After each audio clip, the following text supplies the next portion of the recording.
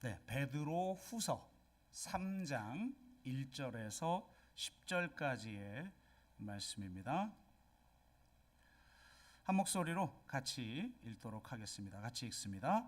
사랑하는 자들아, 내가 이제 이 둘째 편지를 너희에게 쓰노니 이 두 편지로 너희의 진실한 마음을 일깨워 생각나게 하여 곧 거룩한 선지자들이 예언한 말씀과 주 되신 구주께서 너희의 사도들로 말미암아 명하신 것을 기억하게 하려 하노라.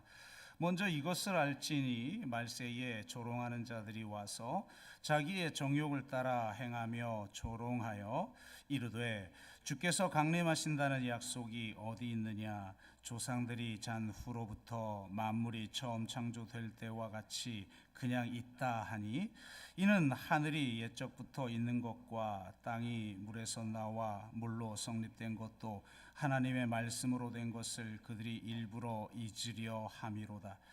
이로 말미암아 그때의 세상은 물이 넘침으로 멸망하였으되 이제 하늘과 땅은 그 동일한 말씀으로 불사르기 위하여 보호하신 바 되어 경건하지 아니한 사람들의 심판과 멸망의 날까지 보존하여 두신 것이니라. 사랑하는 자들아, 주께는 하루가 천년 같고 천년이 하루 같다는 이 한 가지를 잊지 말라. 주의 약속은 어떤 이들이 더디다고 생각하는 것 같이 더딘 것이 아니라 오직 주께서는 너희를 대하여 오래 참으사 아무도 멸망하지 아니하고 다 회개하기에 이르기를 원하시느니라.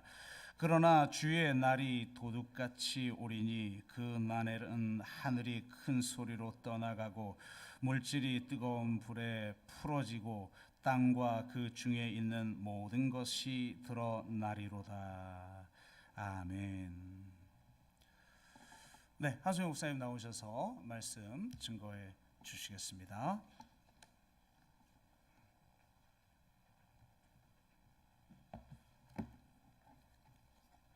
한가위 추석 명절인데요.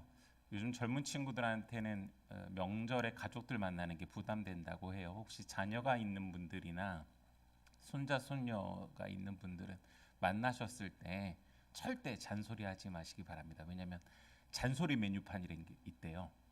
잔소리를 하려면 어떤 종류의 잔소리에 따라서 이제 돈을 주고 잔소리를 하셔야 되니까 요즘 젊은 친구들은 잔소리 메뉴판이 있다고 하니까 꼭 잔소리 하실 거면 돈을 쥐어주시고 잔소리를 해주시면 감사하겠습니다. 썰렁하죠? 잔소리 안 하시는 성도님들한테 우리 추석 명절 잘 보내시라고 한번 서로 인사하고 말씀 듣도록 하겠습니다. 즐겁고 은혜로운 한가위 되십시오. 인사하겠습니다. 앞뒷분 좌우 옆에게 인사할까요? 즐겁고 은혜로운 한가위 보내시기 바랍니다. 한 사람의 고백으로 설교를 시작하고 싶습니다. 아우구스티누스의 고백인데요. 너무도 어긋나 버렸구나. 당신을 떠나면 더 좋은 것을 찾을 수 있으리라 기대했던 교만하기 짝이 없는 내 영혼은 벌을 받아야 마땅하리라. 아우구스티누스의 고백록 6권에 나오는 내용입니다. 이미 제가 여러 차례 아우구스티누스에 대해서 말씀을 드렸는데요. 그가 이것을 기록할 당시는 히포라는 지역의 주교로 있을 때인데 어떻게 보면 마니교라고 하는 이단에 빠져서 그가 진리를 떠나 있었고, 그리고 성적인 타락과 여러 가지 세상의 유혹 속에서 방황하다가 그의 어머니의 기도와 함께 다시금 결정적인 회심을 하고 하나님의 품에 돌아오고 그리스도를 다시 한번 영접하면서 그가 정말로 하나님의 품을 떠나 있는 게 얼마나 안타깝고 멸망에 이르는 길인지를 그의 고백록 6권에 기록한 겁니다.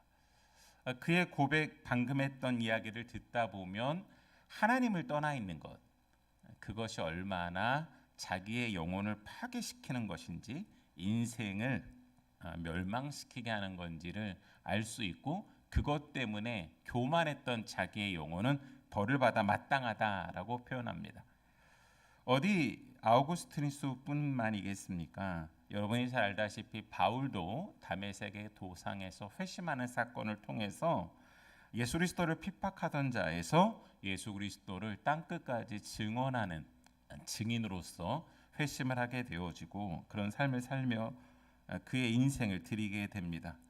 그랬던 어떻게 보면 바울과 함께 동시대를 살았던 베드로도 베드로후서 3장으로 이제 두 번째 편지를 마무리하면서 그가 회심했던, 다시 말해서 오순절 다락방에서 성령을 받으면서 진정으로 인생에 가치 있는 것이 무엇인가를 위해서 살아야 되는데 그것들에 대한 어떻게 보면 너무나 간절함이 있었기 때문에 당시 기독교 공동체 사람들이 거짓 교사들, 다시 말해서 거짓 사람들의 어떻게 보면 유혹 속에 빠져 있어서 그들에게 이 편지를 써가지고 권면할 수밖에 없었던 것이죠. 그래서 오늘 말씀을 시작하면서 한번 여러분들과 제가 베드로가 그의 삶의 마지막에 사람들에게 말할 수밖에 없었던 그 분위기와 느낌을 한번 상상해 보셨으면 좋겠습니다. 제가 조금 더 설명을 드릴게요. 베드로후서를 쓸 당시가 AD 66년입니다. 첫 번째 베드로 전서라는 편지를 쓰고 난 다음 2년이 지난 다음인데 2년이 지난 다음에 이 편지를 쓸 수밖에 없는 급박한 상황이 펼쳐지죠. 로마에 머물고 있었던 베드로의 이 편지는 이제 곧 로마의 극심한 박해가 올 것이라는 게 여러 가지 주변 정황을 통해서 어떻게 보면 피부에 와닿게 그 고난의 강도가 느껴지기 시작합니다. 그러니까 기독교 공동체가 이제 무너질 수밖에 없는 외적인 공격으로부터 핍박으로부터 무너질 수밖에 없다라는 게 예상이 되는 것이죠. 이때 믿음을 지켜야 되는데 내적으로는 초기 영지주의자들, 오늘 본문에 나오는 거짓의 사람들이 도덕 폐기론, 말이 좀 어려운데요. 설명을 드리면 예수님께서 다시 재림하시지 않는다. 그러니 육신의 정욕을 쫓아서 마음껏 마음대로 네 멋대로 네 뜻대로 살아도 되는 삶을 살라라고 성도들을 유혹하는데 이런 초기 영주주의자들의 도덕 폐기론이 기독교 공동체에 아주 만연하게 퍼지고 있는 상황이었습니다. 그리고 어찌 보면 직감적으로 베드로가 바울의 순교 소식을 듣고 자기도 이제 곧 순교하게 될 것이다라는 것을 느끼면서 강력하게 기독교 공동체 성도들에게 하나님께서 싫어하시는 이 악한 일들을 벌이고 있는 이러한 삶에서 떠나야만 한다. 우리가 거룩하게 살아야 된다라는 것을 강조할 수밖에 없는 하나님의 엄중한 경고와 심판을 할 수밖에 없는 상황이었기 때문에 베드로후서라는 이 두 번째 편지를 1장, 2장에 걸쳐서 계속해서 거짓의 사람들의 길을 따르면 멸망할 것이니 여러분 조심하십시오라고 경각심을 주고 있는 것이죠. 이미 이러한 내용들은 제가 지난번에 설교들을 통해서 쭉 말씀을 드렸습니다. 자, 그런데 이렇게 강력하게 경고하는 것으로만 끝나지 않고 오늘 3장 첫머리에 베드로는 그의 아주 절절한 아주 간절한 마음을 담아서 이렇게 편지를 시작합니다. 제가 표준 세번역으로 읽어드릴게요. 1절과 2절입니다. 사랑하는 여러분, 나는 여러분에게 이 두 번째 편지를 쓰고 있습니다. 두 편지로 나는 여러분이 기억을 되살려서 여러분의 순수한 마음을 일깨우려고 합니다. 그렇게 해서 거룩한 예언자들이 이미 예언한 말씀과 주님이신 구주께서 여러분의 사도들을 시켜서 주신 계명을 여러분의 기억 속에 되살리려는 것입니다. 아멘. 이렇게 고백합니다. 제가 한국말로 읽어드리니까 조금 와닿지 않으실 수도 있는데요. 저도 가끔 설교를 할 때 중간에 여러분들에게 사랑하는 여러분이라고 말합니다. 저랑 사실은 같이 생활한 시간이 얼마 안 되시는데도 불구하고 제가 사랑하는 여러분이라고 말씀을 드릴 때 앞에 있는 제 얼굴을 보면 이게 거짓된 느낌이라고 생각을 하시나요? 아니면 저 사람이 우리랑 그렇게 깊이 관련이 없는데도 불구하고 우리를 참 많이 사랑하는구나 이렇게 생각이 드십니까? 어느 쪽이세요? 전자라고 생각하시는 분은 한번 손을 들어주시면. 오늘 제가 뒤쪽에 사랑의 우편함이라고 넣어놨어요. 제가 손편지 쓰는 거 좋아한다라고 말씀드렸잖아요. 저는 베드로가 아마 이때도 물론 직접 베드로가 쓰진 않고 목소리로 불러주면 옆에서 필사하는 사람이 있어서 그 필사하는 사람이 편지를 써가지고 기독교 공동체에 전달해서 그 편지를 양피지로 쓴 편지를 이렇게 펴보면서 회람하는 형식이었습니다. 이 편지를 쓸 때 아주 절절한 마음은 저는 알 것 같아요. 제가 우리 성도님들을 사랑하기 때문에 최선을 다해서 한번 모든 성도들이 제 편지를 받는 그날까지 제가 편지를 써보긴 하겠습니다만은 한번 제 편지를 받아보면 베드로의 이 느낌이 어떤 느낌인지 조금 더 아실 수 있을 것 같은데요.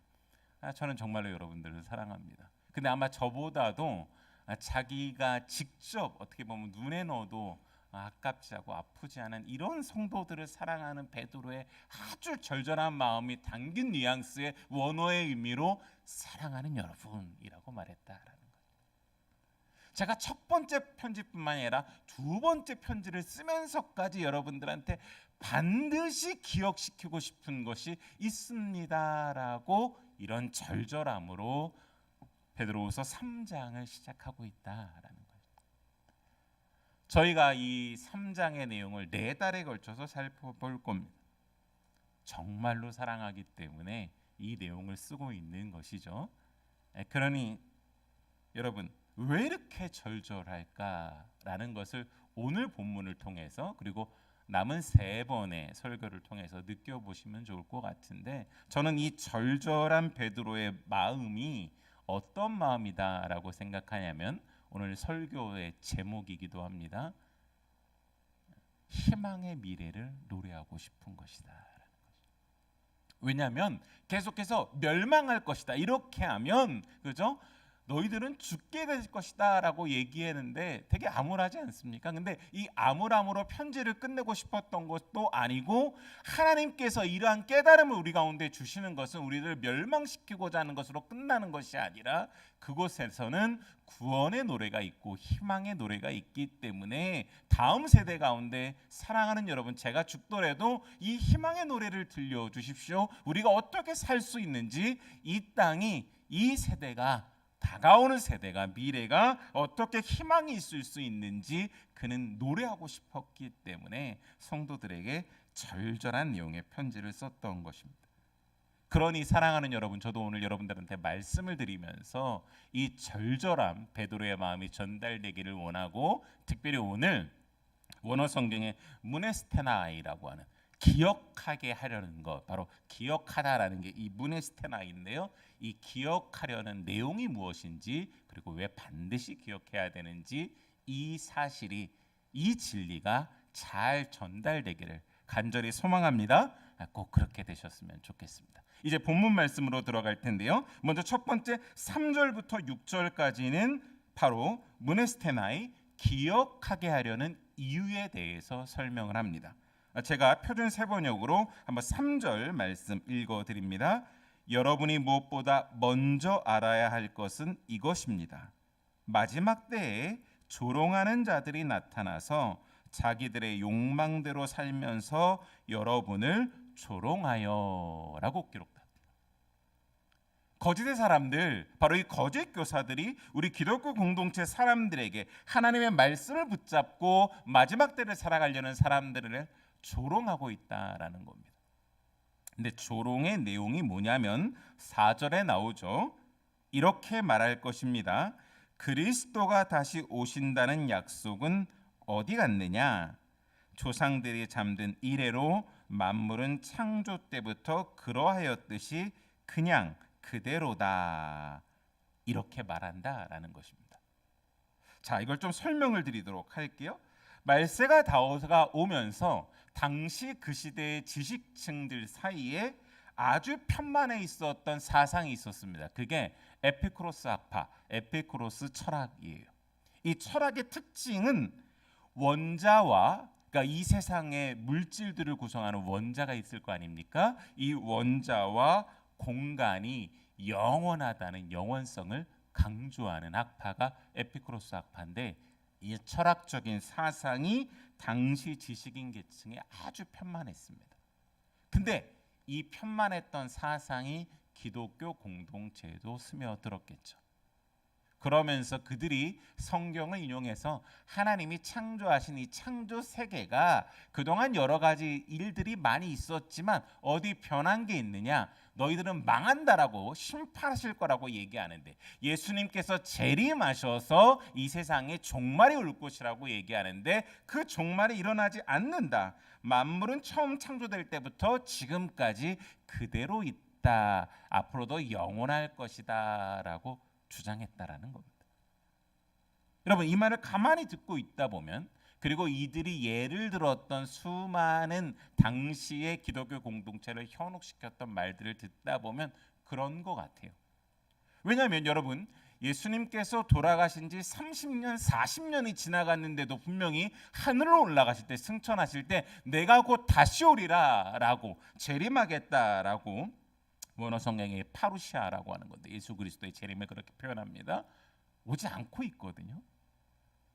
그러니 뭐 지금처럼 개발 시대도 아니었고, 산은 그대로 산처럼 있고 강은 그대로 강처럼 있고, 세월은 흘러가는데 예수님은 오시지 않고 재림이 점점 더뎌지니 하나님이 창조하신 세계 그대로 흘러가니 우리는 우리 마음대로 살아도 된다라고 하면서 사람들을 현혹시켰다라는 거죠.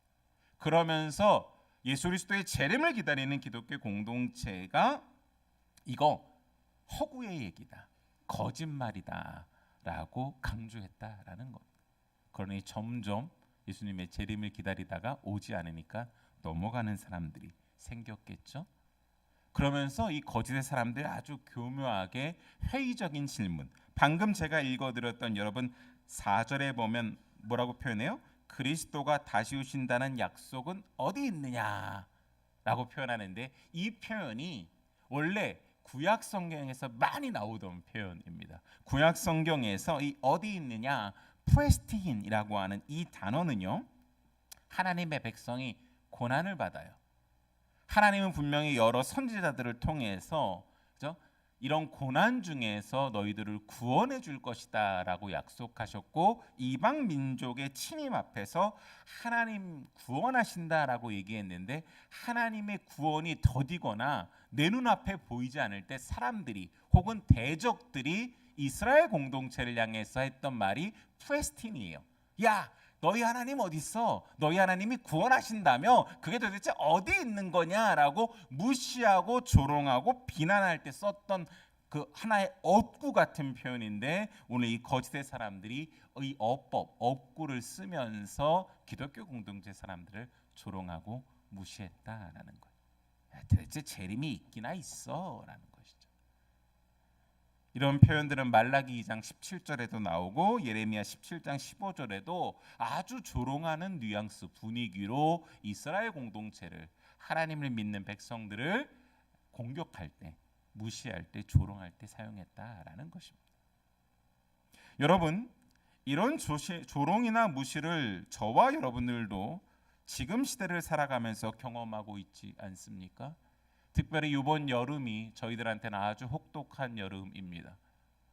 하나님의 정의가 무시되는 것 같고, 공정과 상식이 무너지는 것 같고, 기후 위기는 계속되어지고 있는데 사람들은, 그죠?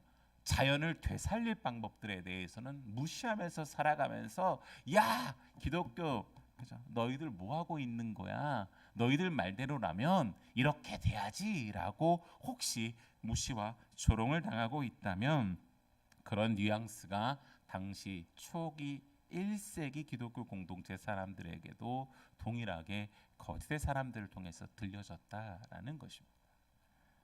사랑하는 여러분, 이 말을 한두 번 듣는 게 아니라 계속해서 듣고 있습니다. 특별히 초기 영주주의들뿐만이 아니라 2세기 가면서 영주주의자들한테도 계속 기독교 공동체가 들었던 게 이러한 조롱의 메시지, 무시의 말들이에요. 그러니 점점 하나둘 기독교 교인들 중에서 아이 그래 어차피 주님은 오시지 않아. 내 마음대로 그냥 살아도 되겠네라고 자기의 뜻대로 특별히 거짓 교사들, 거짓된 사람들이 정력을 쫓아서 성공과 자기의 이익만을 위해서 살아갔던 수많은 그런 거짓의 사람들의 길로 빠지는 기독교 공동체 사람들이 생겨나기 때문에 오늘 베드로는 이러한 것들을 말하지 않을 수밖에 없다고, 반드시 기억해야 된다라고 말할 수밖에 없었습니다. 오늘 말씀을 전하며 저는 여러분들과 함께 특별히 좀 생각해 보고 싶은 주제가 있습니다. 왜냐하면 이 거짓의 사람들이 자연을 바라보면서 이 세상을 바라보면서 하나님의 창조 질서를 자기 마음대로 왜곡하고 기만하면서 기독교인들을 현혹시키고 있기 때문에 오늘 저희도 기후 위기와 자연 파괴 현상을 바라보면서 살아가는 우리는 기독교인으로서 어떠한 태도를 갖고 살아가는지 점검을 해보지 않을래야 않을 수 없는 너무도 급박한 그런 상황들을 느끼고 있기 때문에 오늘 말씀에 빗대어 한번 저희가 살펴보자라는 것입니다. 자, 이제부터 몇 가지 예를 좀 들어드릴 텐데 한번 여러분 주변에 혹은 여러분이 직접적으로 느끼고 있지 않더라도 얼마나 많이 하나님이 아름답게 창조해 주신 이 세계가 파괴되어져 가고 있는지 느껴보셨으면 좋겠습니다.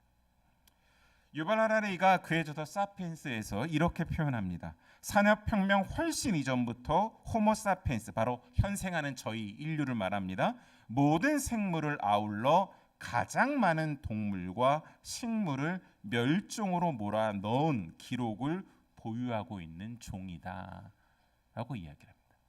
그러니까 인류의 역사, 심지어 지구의 역사를 보더라도 지금 현생 호모사피엔스 이 종이 가장 최고로 악랄하게 다른 동물과 다른 식물들, 다시 말해서 자연 세계를 엄청나게 파괴하는 기록의 최고봉, 정점을 찍고 있다라는 것이죠. 오랫동안 최상위 포식자로 군림하면서 인류는 탐욕스럽게 다른 종을, 다시 말해서 동물과 식물을, 이 세계를, 자연을 파괴했었다라는 것입니다. 심지어 우리는 지금도 자기 아주 작은 나의 편의를 위해서 기꺼이 지구 환경을 파괴하는 것을 서슴지 않고 있습니다. 여러분, 나는 예외일 것이다라고 생각한다면 조그만 편의를 위해서 나는 무엇을 파괴하고 있는지를 한번 점검해 볼 필요가 있죠. 특별히 기독교인들은 그동안 창세기 1장과 2장에 표현되어 있는 천지 창조 중에서 하나님의 문화 대명령을 잘못 해석하고 오해해서 개발의 근거로, 그리고 다른 동물이나 식물, 종보다 우위에 있는 개념으로 종교의 이름으로 기만하는데 멋지게 사용했습니다. 이것들에 대한 회개가 있어야 될 텐데요. 그러지 않고 우리는 우리의 일상에서 여전히 환경을 파괴하고 있습니다. 이번 주 설교를 준비하고 마무리하면서 한 가지 소식을 접하고 기분이 굉장히 안 좋고 속상하고 회개하는 시간을 가졌습니다. 물론 저는 그 장소를 방문한 적은 없지만 지금도 우리와 똑같은 호모사피엔스, 저와 여러분과 똑같은 우리의 인류가 파괴하고 있기 때문이다. 그 기사는 이런 기사였습니다. 여러분, 거제도에 가시면 거제 시월드라고 하는 돌고래 쇼를 볼 수 있는 곳이 있는데 그곳에서 태어난 지 열흘밖에 안 된 새끼 돌고래가 이번 주에 폐사했다라는 소식이 올라왔습니다. 저도 어렸을 때 동물원에 가서 물개나 돌고래가 쇼를 하는 걸 보고 박수치면서 좋아했던 죄인입니다. 그런데 인간의 유의를 위해서 이 새끼 돌고래를 포함한 돌고래들이 쇼를 하는데 이 거제 시월드가 돌고래의 무덤이라고 불리는 이유가 있습니다. 지난 10년 동안 15마리가 이곳에서 죽었던 것이죠. 심해를 오고 가면서 그 드넓은 바다에서 그들의 삶을 영위해야 되는 돌고래들에게 겨우 6m의 수조는 감옥방에 갇힌 거랑 똑같기 때문에 그들은 죽음을 맞이할 수밖에 없을 겁니다. 목사님, 저는 시월드에 가지 않았는데요, 저는 돌고래 쇼를 보지 않았는데요 라고 피해갈 수 있을지는 모르겠지만 여전히 우리가 배출하고 있는 아주 안 좋은 폐기물을 포함해 이산화탄소부터 해서 이러한 모든 것들 때문에 저 멀리 떨어져 있는 북극에 피해를 가고 있다라는 소식을 제가 조금 있다가 들려드리는 이 얘기를 듣다 보면 우리도 동조자 내지는 방조자라는 것을 느끼게 될 것입니다. 기후변화에 따라서 최근 엘니뇨 현상을 포함해 기후온난화가 진행되고 있는데요, 서식지가 파괴되고 먹이가 부족해짐으로 말미암아 알래스카를 포함해 캐나다, 러시아 이 북극 쪽에 가까운 술록은 위기를 맞고 있다라고 합니다. 바로 개체수가 줄고 있기 때문이죠. 통계가 하나 발표됐는데요, 알래스카 남서부 몰차트나에 있는 술록들은 1990년대 중반에는 개체수가 무려 20만 마리였다라고 합니다. 지금부터 30년 전이에요. 근데 급속도로 기후변화 때문에 우리가 그렇게, 이런 표현 써서 죄송합니다, 설교 시간에 싸질러 놓은 여러 가지 것 때문에 개체수 감소세로 돌아들어서 코로나 때인 2019년에 20만 마리에서 1만 3천 마리까지 줄어들었답니다. 이대로라면 아마 곧 2030년에는 지구상에서는 술록을 볼 수 없다라고 이야기를 해요. 어디 북극뿐만이겠습니까? 여러분과 저도 혹시 호주를 방문하면 좋아했던 동물이에요. 코알라입니다. 호주 코알라 재단이 2018년 약 8만 마리였던 코알라 개체수가 지구온난화 때문에 가뭄과 산불이 계속해서 빈번히 발생하고 있고, 유칼립투스를 먹는 이 코알라들의 서식지가 감소해서 2018년에 8만 마리였는데요, 2021년에 약 5만 8천 마리로 급감했고, 특별히 2019년 9월에 발생해서 6개월간 지속된 대형 산불로 코알라 6만 마리가 다치고 8천 마리가 죽음에 이르렀다라고 합니다. 역시나 이대로라면 코알라는 지구상에서 사라질 확률이 높습니다. 어디 남반부에 있는 이 호주뿐만이겠습니까? 아프리카 케냐에도요, 이딴 가뭄으로 동물들이 생사의 갈림길에 놓여 있다라고 합니다. 강수량이 급격하게 줄면서 초목은 말라버렸고, 물과 먹이를 찾아 헤매는 동물들은 쇠약해질 수밖에 없습니다. 특별히 덩치가 큰 코끼리, 기린, 얼룩말 같은 초식 동물들이에요. 이 초식 동물들은 풀을 먹어야 되는데 바로 이 먹이가 없기 때문에, 그리고 물이 없기 때문에 기아와 탈수로 집단 폐사하고 있다라고 합니다. 케냐 당국과 환경보호 단체들이 사태 해결을 위해서 임시로 물을 공급하고 있지만 긴급 조치만으로는, 여러분 아프리카 대륙이 워낙 광활하잖아요. 광대한 지역에 퍼져 있는 동물들을 구하는 데는 한계가 있다라고 합니다. 제가 일일이 언급드리지 않은 수많은 기사들이 지구가 엄청난 환경 위기 가운데 있다라고 말하는데, 이것들에 대해서 내가 살고 있는 이 동네는, 나의 삶은 그냥 똑같은데 아무 영향이 없는데 라고 말하면서 초기 1세기에 거짓 교사들, 거짓의 사람들이 하나님의 창조한 세계는 그대로 있고 예수님의 재림은 오지 않는데 우리 마음대로 살아야 되지 않아 라고 말했던 것처럼 우리가 그대로인데 라고 수수방관하고 있다면, 우리는 거짓의 사람들처럼 하나님의 창조의 질서와 창조의 세계를 기만하고 있는 범죄를 저지르고 있는 사람들 것입니다. 그러니 베드로가 간절하게 말했던 것처럼 우리도 오늘 간절하게 말씀을 붙잡고 베드로의 권면처럼 기억해야 될 내용을 기억하면서 돌이켜 회개해야 되는 줄 믿습니다. 이제 7절부터 10절까지 오늘 말씀을 이제 정리하면서 뒷부분을 소개해 드릴 텐데요. 바로 무네스테나이, 기억해야 될 내용이 무엇인지 그는 두 가지로 요약해서 이야기를 합니다. 창세기의 내용을 정확하게 꿰뚫으면서 성경적인 근거를 가지고 하나님의 창조 행위와 홍수로 인한 심판을 연결시키고 있습니다. 제가 한번 7절 말씀, 8절 말씀 한번 여러분한테 읽어 드립니다. 그러나 지금 있는 하늘과 땅도 불사르기 위하여 그 동일한 말씀으로 보존되고 있으며 경건하지 못한 자들이 심판을 받아 멸망을 당할 날까지 유지됩니다. 사랑하는 여러분, 이 한 가지만은 잊지 마십시오. 주님께는 하루가 천년 같고 천년이 하루 같습니다. 하나님께서 말씀으로 그 능력으로 세상을 창조하신 것, 여러분 창세기를 보십시오. 노아의 홍수, 바로 물로 심판하신 것도 하나님께서 하신 것입니다. 이 두 개를 연결시키시면서 하나님의 말씀의 능력이 창조를 가능케 했다면 동일한 능력으로 하나님께서 심판하신 것도 가능하시다라는 이 사실을 기억하라라고 첫 번째 베드로는 성도들한테 말하고 있는 것이죠.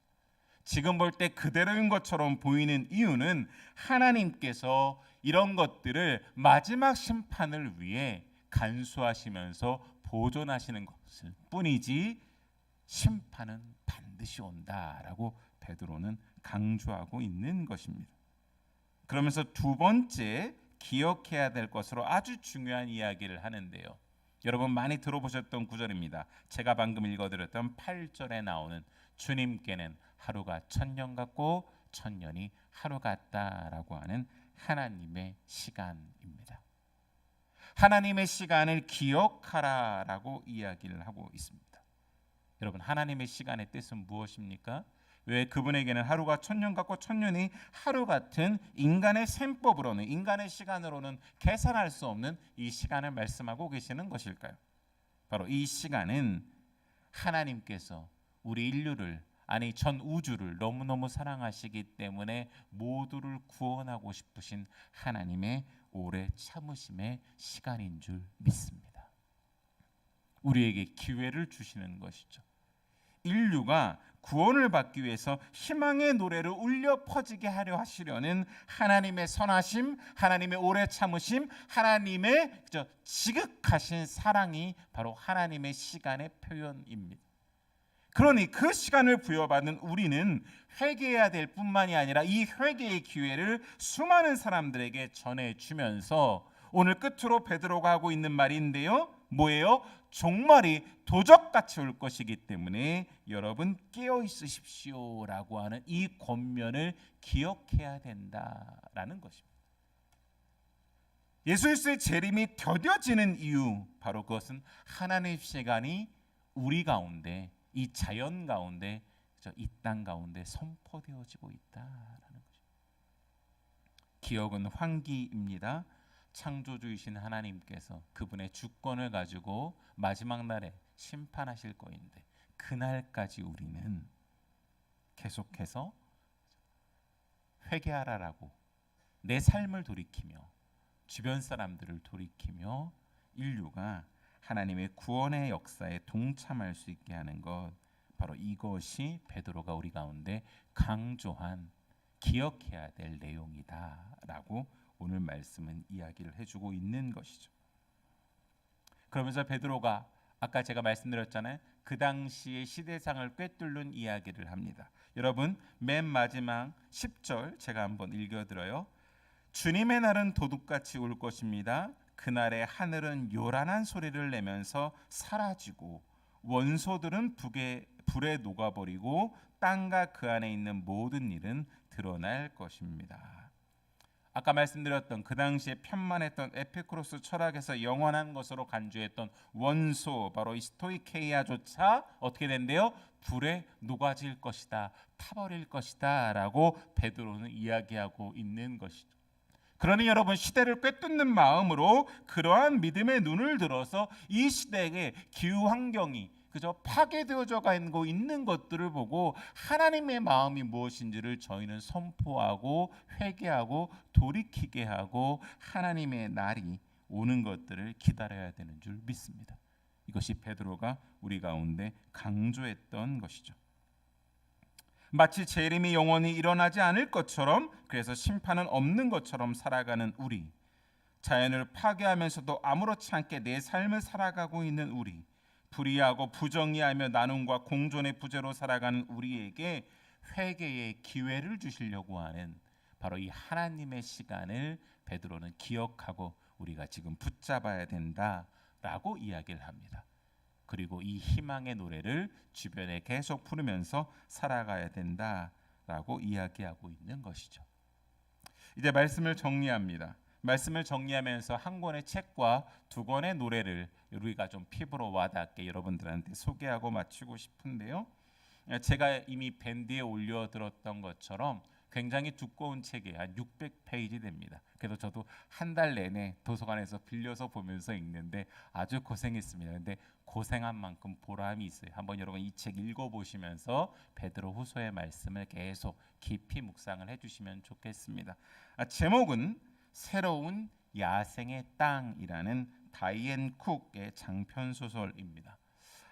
특별히 다이앤 쿡은 자연에 대해서 관심이 많아서 2015년 그가 소설가로 데뷔하는 첫 번째 소설집 인간 대 자연을 통해서도 자연에 대한 이야기를 했습니다. 그런데 특별히 2020년에 발표한 굉장히 어떻게 보면 놀라운 부커상 후보에 올랐던 책인데요. 바로 제가 소개해드린 새로운 야생의 땅을 통해서 환경 파괴가 얼마나 우리의 인류에게 심각한 그죠? 영향을 끼치는지 그것들에 대해서 자세하게 상상력을 발휘해서 쓰고 있습니다. 이 소설은 환경 파괴로 심각해진 가까운 미래를 배경으로 야생의 땅에서 생존을 위해 분투하는 어머니와 딸의 이야기를 그린 작품입니다. 여러분들한테 다 이야기 들으면 책을 안 읽으실 수도 있어서 제가 약간만 한번 소개를 해드리도록 하겠습니다. 제가 좀 내용을 읽어드려야기 때문에 보고 읽어드릴게요. 수많은 땅이 망가지고 인간이 살 수 있는 유일한 거주지인 시티는 인구 과밀 등으로 심각하게 오염되고 가까운 미래에 점점 더 살기 힘들어집니다. 서서히 죽어가는 5살 난 딸 애그니스를 살리기 위해 이 소설의 주인공인데요. 비어트리스가 선택할 수 있는 방법은 오직 하나였습니다. 깨끗한 공기를 마실 수 있는 곳으로 아이를 데려가는 것이었죠. 그러기 위해 비어트리스는 애그니스와 함께 한 가지 실험, 즉 인간의 문명이 미치지 않은 야생의 땅 윌더니스에서 인간과 자연의 공존을 모색하는 실험에 참가하기로 결정합니다. 엄격한 심사를 통해서 선발된 비어트리스와 애그니스 그리고 다른 18명의 참가자는 인간의 손길이 닿지 않는 그곳에서 새로운 생활을 시작하고 떠나기 전 기대했던 삶 이면에 전혀 예기치 못한 난간이 숨겨져 있던 사실을 깨달으면서 힘겹고 고공분투합니다. 참가자들은 의식주에 필요한 거의 모든 물자를 자연에서 자급자족해야 할 뿐만 아니라 한 장소에 일주일 이상 머무를 수 없으며 다른 장소로 이동할 때는 인간의 생활했던 흔적을 완벽하게 지워야 합니다. 출산을 하는 순간조차도 문명의 도움을 받을 수 없고 누군가 세상을 떠나거나 부상을 당해도 수치의 증감으로 기록될 뿐이며 사소한 규칙이라도 위반할 경우 그들을 감시하고 감독하는 레인저에 의해 즉시 제지를 당합니다. 피난처로 보였던 윌더니스는 사실 도시와는 다른 의미로 위험한 공간이었습니다. 규칙에 따라 원시시대 유목민에 가까운 생활을 이어가면서 생존의 기술을 터득해 나가는 사이 그들에게서는 도시인의 흔적은 빠르게 사라집니다.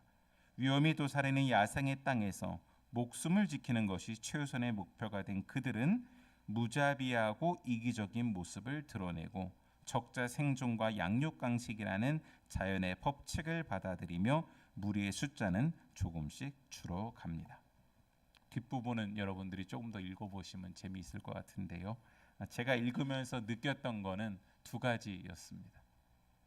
인간은 문명의 발달 때문만이 아니라 죄성을 갖고 있어서 다시 새로운 땅, 야만의 땅에 가도 정치적인 관계와 수많은 죄를 범하는구나라는 것이었습니다. 그러니 이 파괴, 자연의 파괴는 인간의 죄로 말미암아 우리가 했다라는 것을 고백할 수밖에 없었고요. 그리고 이러한 극한의 상황에서 정말로 인간이 파괴되기 전에 그 장소에서 공존하는 것이 무엇인지, 그리고 사랑으로 맺어지는 진정한 관계가 무엇인지를 두 모녀의 이야기를 통해서 깨닫게 됩니다. 마지막 장면이 인상 깊었는데요. 결국 비어트리스는 떠나가고 붙잡혀서 어디론가 사라집니다. 그리고 홀로 남게 된 그 딸 에그니스는 엄마가 했던 어떤 행동들에 대해서는 이해를 했었지만 어떤 행동들은 이해를 못했었는데요. 그 또 다른 부모가 죽고 홀로 버려진 아이를 자기의 딸로 들이면서 그 아이를 돌보면서 그 엄마가 왜 그렇게 행동할 수밖에 없었는지를 깨닫습니다. 물론 자기가 실제 혈연으로 낳은 아이는 아니지만 그 아이를 자기의 가족으로 자기의 딸로 보호하면서 결국은 잡혀갑니다. 잡혀가면서도 어떻게 살아가야 될지에 대해서 그가 깨달은 것들을 고백하면서 소설의 마지막이 열린 결말로 끝나기 때문에 이제 어떻게 살게 되지에 대해서는 저희들의 상상에 맡기고 있는 그러한 장편 소설입니다. 저자가 인터뷰한 내용에 보면 이렇게 표현합니다. 세상은 늘 변할 것입니다. 세상이 영영 변해버렸을 때 우리는 무엇을 붙잡고자 하는 것인지 그것들을 자기는 말하고 싶었다라고 표현합니다. 어떻게 보면 베드로의 마음이 이런 마음 아니었을까 싶어요. 예수님의 재림이 더디어졌을 때 시간은 계속 흘러가는데 정말로 우리가 붙잡았고 기억해야 될 것이 무엇인지를 붙잡고 기억하라라고 말했던 것처럼 저자도 이 소설을 통해서 인류가 인간이 세상은 계속 변할 텐데 붙잡아야 되는 것이 무엇인지에 대해 고찰해 봤으면 좋겠다 이야기하고 있는 것이죠. 두 번째, 여러분한테 두 곡을 소개해 드린다라고 했는데요. 한 곡은 태양 물고기라고 하는 아주 따끈한 최신에 나온 곡입니다. 원래는 제가 들려드리고 싶었는데 이따가 이제 고향에 혹은 이제 가족들과 함께 이동하시면서 한번 이렇게 유튜브로 보시면 좋겠어요. 뮤직비디오가 아주 볼만합니다. 애니메이션인데 꼭 보십시오. 가수 유나의 새 앨범 타이틀곡입니다. 여러분 태양 물고기가 무슨 고기 같으세요? 맞히시는 분에게는 제가 선물을 드리도록 하겠습니다. 오늘 추석이잖아요. 제가 선물을 준비했는데 아시는데도 저를 사랑하셔서 손을 안 들고 계시는 것이죠? 네. 개복치래요. 이게 개복치를 다른 말로 이게 영어로 sunfish라고 돼 있어서 태양 물고기라고 하는데 우리 어르신들은 개복치라는 물고기 혹시 아실 수도 있는데 개복치가 어떤 물고기인지 좀 설명을 드릴게요. 몸 길이가 약 2m에서 4m 된답니다. 몸무게는 평균 1000kg 나가는 아주 거대한 물고기. 엄청나게 큰 거죠. 2m, 4m에 1000kg. 심지어 가장 무거운 물고기는 최대 2000kg 나간다라고 하니까 어마어마한 겁니다. 현생 경골 어류 중에서는 가장 큰 게 이 개복치래요. 근데 왜 이 개복치가 사람들한테는 약간의 오해를 받는데 이유인 즉슨 온대성 어류에서 이제 온대성 어류인데 원래는 저 심해 깊은 데까지 들어가 있는데요. 날이 따뜻하고 파도가 좀 조용하고 하늘이 맑은 날에 이렇게 수면 위로 올라와 가지고요. 등지러미 위로 이렇게 팔딱 누워 가지고 가만히 있는데요. 굉장히 뭔가 둔해 보이죠. 그러니까 사람 눈에 원래 심해 다닐 때 사람 눈에 안 보이니까 그 떠 있을 때 눈에 보니까 뭔가 되게 둔해 보이고 연약해 보여요. 심지어 이 개복치는 아주 잘 죽는답니다. 조금만 해도 놀라서 죽는데 그래서 이렇게 검색을 해보면 개복치의 돌연사 이렇게 나오는데요. 사람이 나타나서 이렇게 해도 죽는데요. 아주 너무 그냥 금방 죽는다는 거예요. 그러니까 사람들이 너무 쉽게 죽네, 굉장히 연약하네라고 말한다라는 거예요. 근데 학계에서는 이게 아니다라고 이야기를 하는 거예요. 왜냐하면 봤더니 절대 둔하지 않고 심해서 움직이면서 여러분 생존력이 굉장히 강하다는 거예요. 알을 엄청 낳는데 한 번 낳을 때 3억 개를 낳는데요. 근데 그 중에 실제로 살아남는 거는 10마리 정도만 살아남아요. 생존력이 굉장히 강한 거죠. 그리고 심지어 원래 이렇게 돌연사 하는 건 맞지만 오래 산대요. 20년 정도 산다라고 합니다. 우리가 개복치에 대해서 오해를 하고 있는데 이 유나라고 하는 가수가요. 워낙 자연과학에 진심이에요.